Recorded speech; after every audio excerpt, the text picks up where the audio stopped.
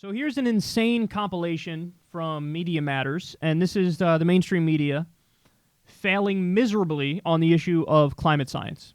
I mean, I think President Trump should take credit for solving global warming. Yeah. And look at how cold it is. That's just another accomplishment that we need to put on the list. Global warming, done. But President Trump eradicated it. The United Nations really wants to go a little bit beyond being if you will, a debate club.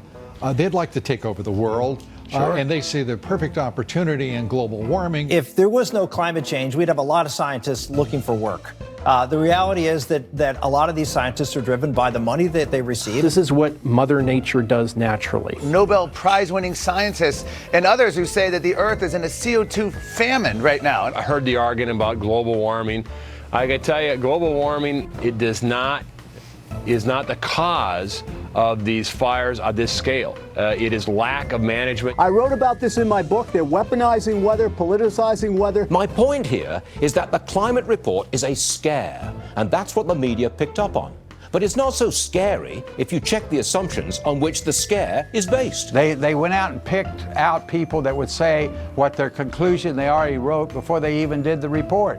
It's flawed, it's ridiculous, and frankly embarrassing. Al Gore has built a career doing it, scaring the daylights out of people with all of this crazy, unfounded, jimmied up scientific, non-scientific rhetoric. And nothing ever does happen. But these aren't his advisors who are putting out this report. But they work for him. It's the CIA. It's 13 agencies. It's all the intelligence. A climate change industrial complex in this country with billions and billions and billions of dollars at stake. A lot of people are getting really, really, really rich off the climate change. The thing about climate change is that it is so malleable.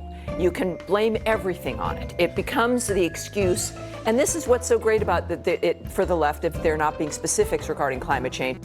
It adjusts itself. If it's a bad storm, you say it's responsible for that. It's climate change now. You know what it was before? It was global cooling, and then it was global warming, and then it was global cooling, and then it was global warming. They couldn't figure out what it was, so they scrapped them both and went with global climate change. Right. Whether it's hot or cold, windy or not, we're to blame for it. Yeah, that's embarrassing. That was really embarrassing. Most of those clips are from Fox News. There's a few from CNN. So let's dive into this. They don't know the difference, or they don't want to explain the difference. They know it, but they're not telling it. Whatever it is, between weather and climate. So one of the arguments you always hear is that last one. I don't know the guy's Peter Hegseth. Is that his name? The host? I'm not sure. Some Fox News bobblehead idiot. He says, well, yeah, whether it's cold or whether it's hot, they say it's climate change. Yeah, because it is. So let me explain. Here's the way it works. The trend over time with climate change, the trend is for warming. More carbon dioxide in the atmosphere and more greenhouse gases leads to the greenhouse gas effect. Temperatures over time, they're trending upwards, okay? So that's why originally the argument was people refer to it as global warming because the trends are going upwards over time. That's point number one. Point number two is, as that happens, you're actually experiencing an increase in extreme weather events on both ends of the spectrum.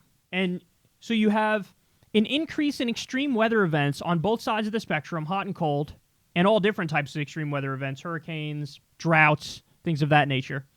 But the entire time that you're getting the increase of extreme weather events, the chart is tracking upwards. You understand? So, and again, the difference between weather and climate is weather is on any given day, what's it like outside. Climate is what are the long-term trends. So put all the weather events together and see the trend. So that's why it was originally called global warming, and then later on scientists said, well, it'd be more accurate to refer to it as climate change because the climate is changing, and in the process of the climate changing, even though the average temperature is going up, you see extremes on both sides of the spectrum.